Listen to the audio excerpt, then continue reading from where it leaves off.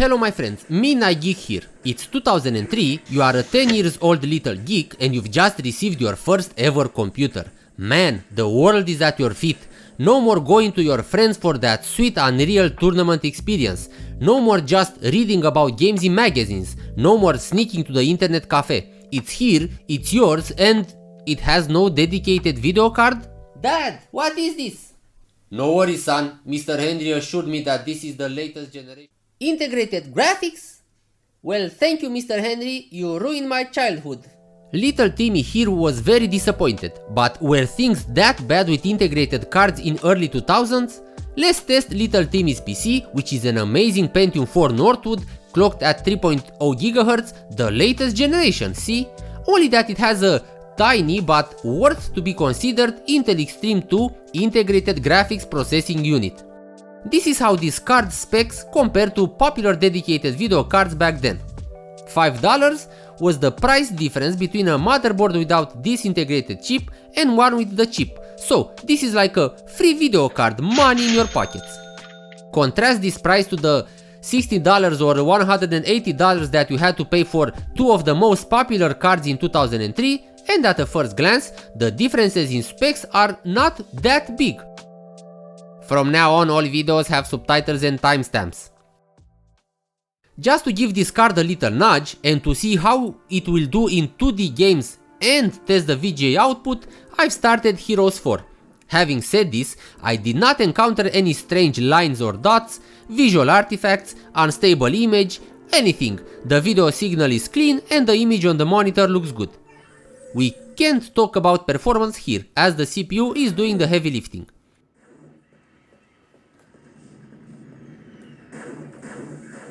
A 3D game from 1997, Quake 2 is a very old game, but surprisingly, the chip struggles a lot here. The frame rate is 60 when you are alone, but as soon as you encounter some enemies, you'll instantly have half the FPS. Running some Fraps benchmarking, I got 37 average FPS with a 1% low of 28, which is not terrible, but for a fast-paced FPS is not great either. Also, while you are in combat, you can feel how the weapon becomes heavier when moving the mouse. It's a strange but familiar feeling, is the 2000s cheap gaming computer sentiment. All of these at 1024x768 32-bit, and looking at this graph, the frame rate is simply awful. The red line represents 50 FPS, which is the geek approved FPS for this game, meaning that at 50 FPS the game runs excellent. As you can see, the frame rate is way below 50, 30 FPS most of the time, which is great by 1997 standards, but not as good by 2003 standards. Lowering the resolution, the situation changes drastically. The FPS sits above 50 all the time, when using 800x600 32-bit. Now this is more like it. But I don't know, something is fishy around here. The differences between 1024x768 and 800x600 should not be that big, but here we are. Looking at the differences between 16 and 32-bit, and setting aside the fact that I can't disable VSync and the frame rate is kept at 60 FPS, the differences are noticeable, at least at 1024x768, almost double the performance gain when using 16-bit, which is a nice boost. At 1280x960 we are bottlenecked by the memory performance of the Intel Extreme 2. Nonetheless, with this integrated graphics you can play Quake like a champion. At maximum texture quality 800x600 32-bit or 1024x768 16-bit on a $5 chip. The iGPU gets one blue dot. Jumping to 1999, It's 1999! we are greeted by the classic, the immemorial, the always relevant Unreal Tournament. First, it runs better than Quake 2, and it looks way better. It is on a small map, but it is what it is. Second, it's on 16-bit, so ignore what I've said earlier. I can't use 32-bit because the game freezes, that's it. Still, 55 average FPS is very good, although the 26 FPS for the 1% lows will not result in a smooth experience. It's better to have low but consistent FPS than huge spikes like in this case. Imagine that you're running around trying to find the enemy at 55 FPS and then suddenly you spot him. It's far away, change to the rocket launcher, and right when you're ready to fire, BAM! 26 FPS. The game stutters, the enemy skips 4 frames and he's gone. Shot missed. FPS spikes are not your friend, guys. That's why 100% lows are extremely important. Average FPS tells you almost nothing. As you can see, at 800x600 low settings and 16-bit, the FPS is way above the nice 40 FPS limit set by me. And as in Quake 2's case, the FPS is capped at 60. Moving to 1024x7 68 high settings, but still 16-bit, Unreal Tournament runs great. Very few drops under 40, which is nice. The Extreme Graphics 2 gets its second blue dot. Another FPS classic, Quake 3 runs pretty well. It's a very optimized game.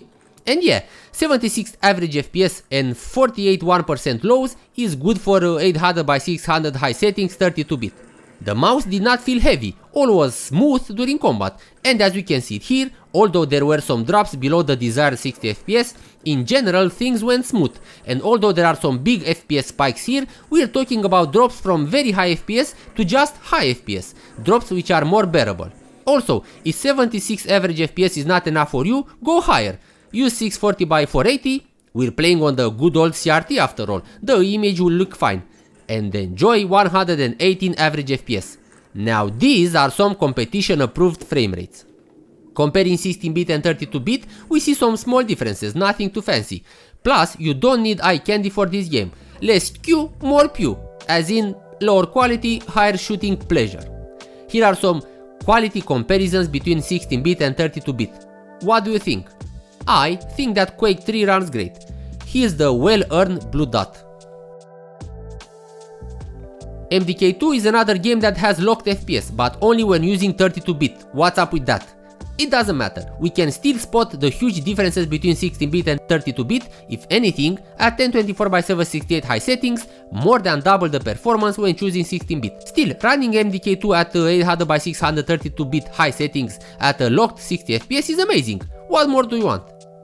Another win for this little piece of silicon.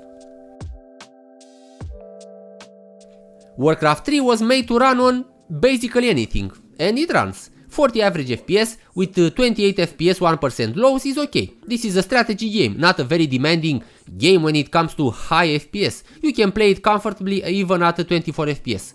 Also, it helps that we have a fast CPU, nor to that 3.0 GHz is milk and honey for this game. Just look at all these AI calculations, 3 gigaflops of raw net burst power.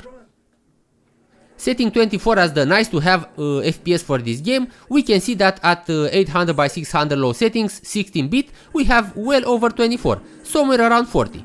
Moving to 32-bit, the FPS drops to mid-30s, but it's still decent, I have no complaints here. Should I have tested with bigger fights and more enemies on the screen? Yes. Did I do that? No.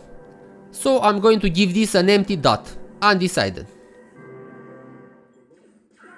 Jedi Outcast is a game based on the Quake engine, and the performance of the Intel Extreme card, 60 plus outside combat, 30 plus during combat. Not bad, I would say, not bad. This is a shooter, but not as fast paced or FPS demanding as Quake 3, so 30 FPS during combat is passable. Plus blue dot. Mafia was released in 2002 and it was a demanding game, as you can see now. I'm just driving through the city and the average FPS is 29, not bad, but 15 FPS for the 1% lows is a no-go. The game already feels a little stuttery by itself. If you add low FPS to that, it's a recipe for disaster. You will not have a great time. And we're using 640x480, medium settings and 16-bit.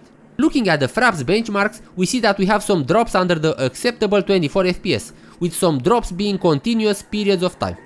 I'm sorry little thing, you get a red dot here.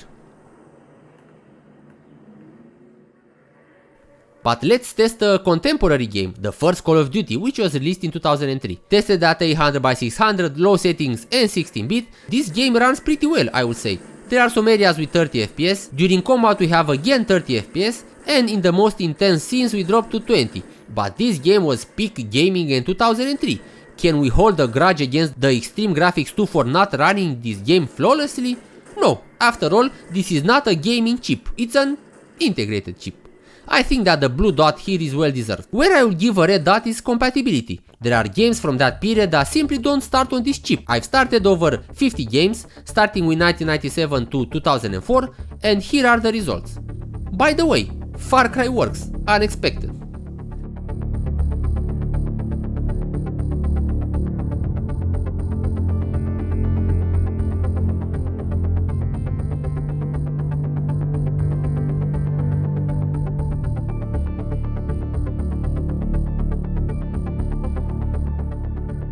But how does the Intel Extreme Graphics 2 compare to a mainstream card from 2003? Let's test it against the GeForce FX 5900, shall we? 3D Mark scores are on the lower side with this iGPU. Even in 3D Mark 99, which uses DirectX 6 features. The FX 5900 has double, triple, quadruple the performance, with the biggest uplift being in the newer 3D Mark version. Will this translate into games? Let's see. Well, I've told you that Quake 2 acts strange with the Intel card. Look at this, it's laughable.